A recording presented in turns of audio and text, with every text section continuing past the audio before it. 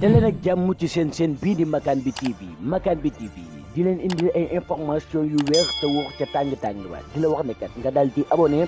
bés cloche de notification bi pour vidéo bu dugal rek ngeen mën cee jot. asalaamaaleykum yéen ñi safoo ko safoo seen bi di Makane bi TV ñu ngi leen di ziar bu baax te di leen dalal ak jàmm si yeneen xibaar yi nag ñu door ko ki nga xamante ni mooy promoteur boobu di Luc Nicolaï nag ñu fàttali leen nag moom nag moo fi tëggoon combat bi nga xamante ni moo doxoon si diggante Ama Baldé ak Modou Lo waaye combat boobu nag doo jural ay jafe-jafe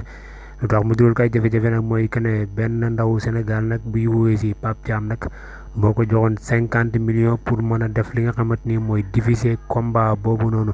waaye gis nañ ne combat bi gis nga fi mujjee ba léegi nii combat boobu noonu amul waaye ki nga xamante nii nag mooy kooku noonu di Pape Thiam joxoon leen Nicolas 50 millions ba léegi nag moom it jotul li nga xamante ni mooy 50 millions ba tax na ñoom ñaar nag ñu am ay jafe-jafe si wàllum yoon. ñu wax si Adji Sarr ak Ousmane Sonko ñoom ñaar nag seen dossier bi ki nga xamante ni nag mooy siis bi dafa sàkkoon pour ñu yóbbu ko fi nga xamante ni mooy chambre criminelle waaye avocat yi Ousmane Sonko yi nag na ñoom dañoo defoon li nga xamante ni mooy recours ne nag dossier boobu daanaka jarul ñu koy yóbbu foofu recours ba ñu defoon nag dañ ko déposé fi nga xamante ni nag mooy cour suprême. ñu jàll si leneen ba tey ki nga xamante ni mooy Adji Sarr nag moom nag dafa demoon fi nga xamante ni mooy Medina Baye daal di siyaar ji ki nga xamante ni mooy ku tedd ku baax kooku di Cheikh Mahi Niass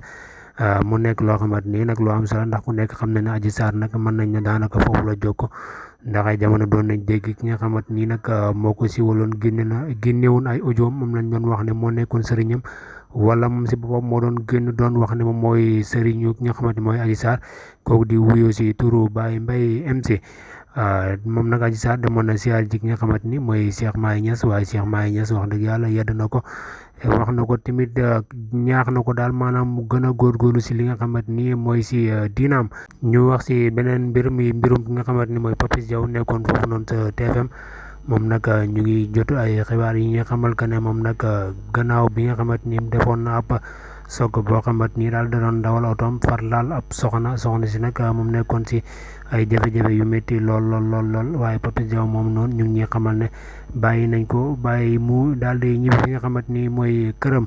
kii nag di politicien ki nga xamante moom la ñuy wax Pape Djibril Fall nag moom ku nekk xamoon na ko fii si Sénégal rawatina ndawi Sénégal ndax ay jamono fonkoon nañ ko lool amoon na fi baat lool bu daan wax ñëpp ak daan déglu waaye gudd guñ toll nii nag dafa mel ni nag Sénégal daa mel ni xaw ma dañ koo bàyyi wala dañ koo fàtte waaye daal kenn déggatul ko fenn ba tax na nag Sénégal yu bëri léegi ñu ngi koy classe ndax naan ko ndax Pape Djibril Fall mi ndax dañ koo seexal wala déet.